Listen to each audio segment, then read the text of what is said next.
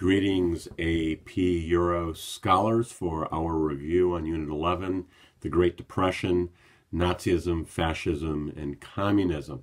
Some thoughts on the review sheet from top to bottom here. The terms of the Versailles Treaty. You should know the Versailles Treaty, of course, is harsh. It's very punitive.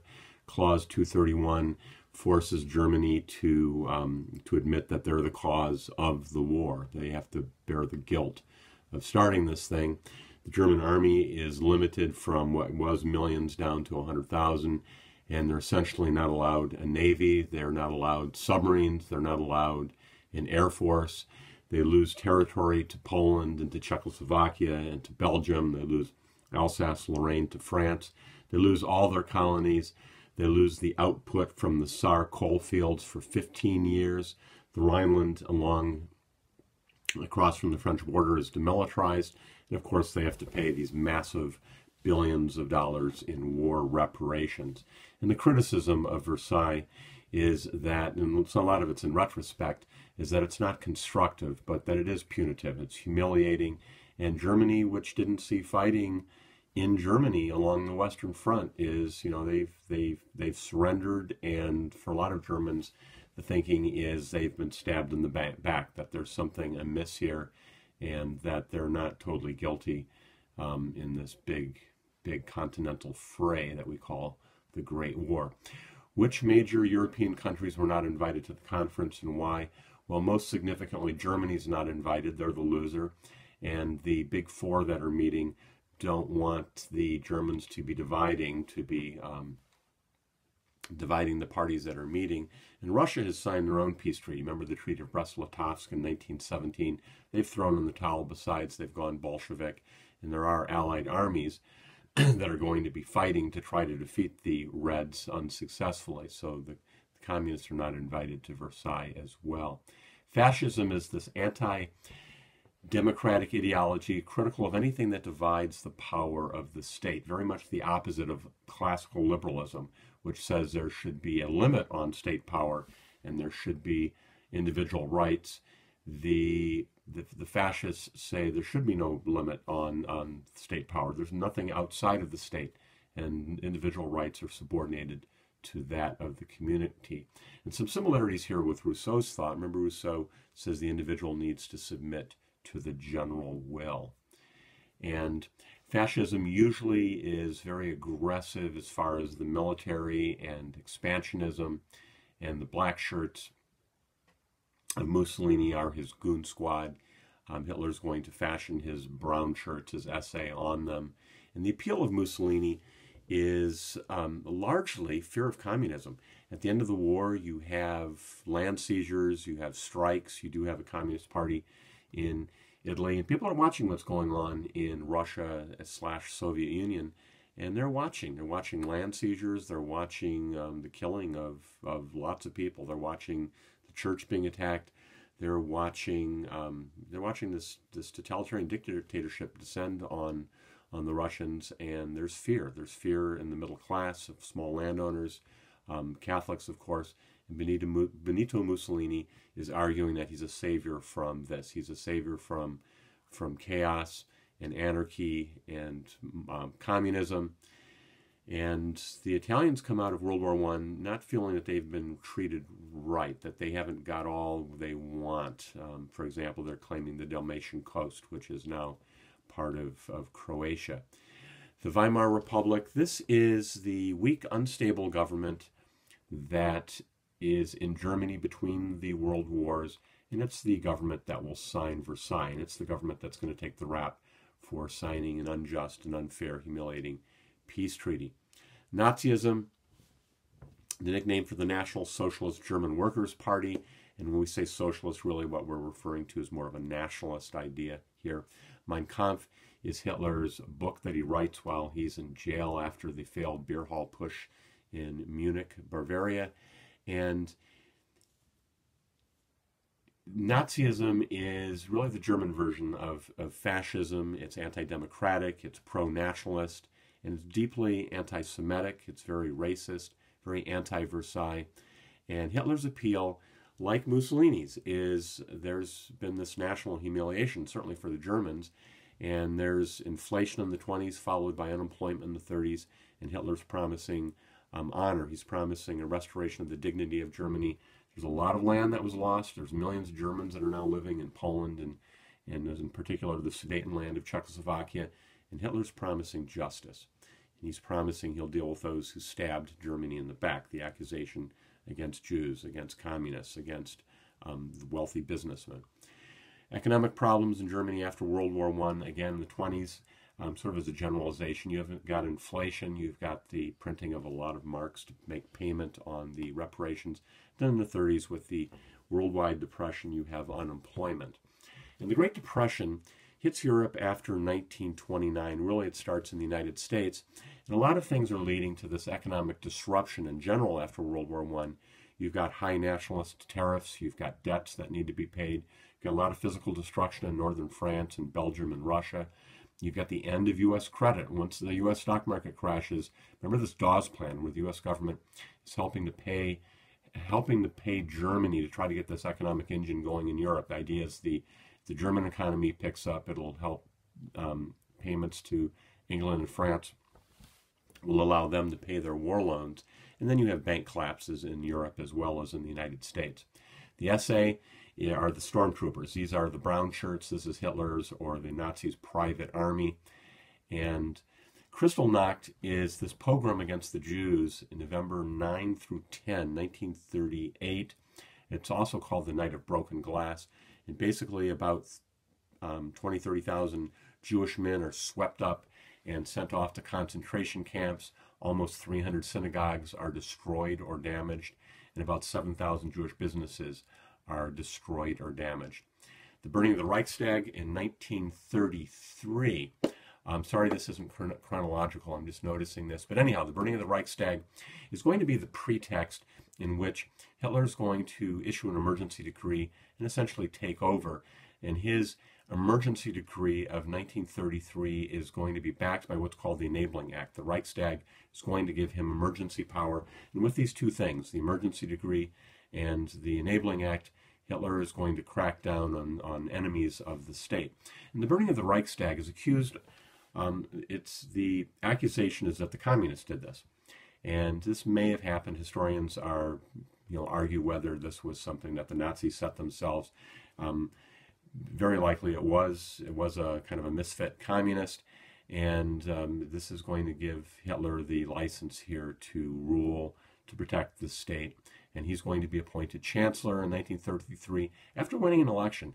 A lot of people don't know this, but Hitler and the Nazis win in a free election, not a majority. They win a plurality of about 33%.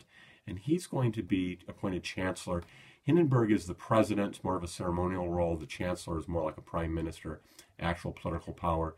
But Hitler comes into power on the back of a free election, and then he takes over because of this burning of the Reichstag. And in power, the Nazis are going to use propaganda. They're going to use the use of culture. They're going to flood the country with posters. They're going to make propagandistic movies. They're going to control the radio airwaves. There's going to be censorship, control of education, control of schooling. There's going to be a required Nazi youth group that people have to belong to. There's going to be Nazi organizations in the Lutheran Church and the universities. And actually, the Nazis will, in essence, take over the Lutheran Church. There's a Reich bishop who's going to be appointed. Remember this whole thing going back to Luther, that the church should be essentially ruled by the state, protecting the morality of the nation. Nuremberg laws. In 1935, Hitler's going to end Jewish citizenship. German Jews will be stripped of their citizenship. This is preceded 2 years earlier, in 1933, the Jews are kicked out of the civil service. They're kicked out of the professions, and intermarriage with Aryans is prohibited.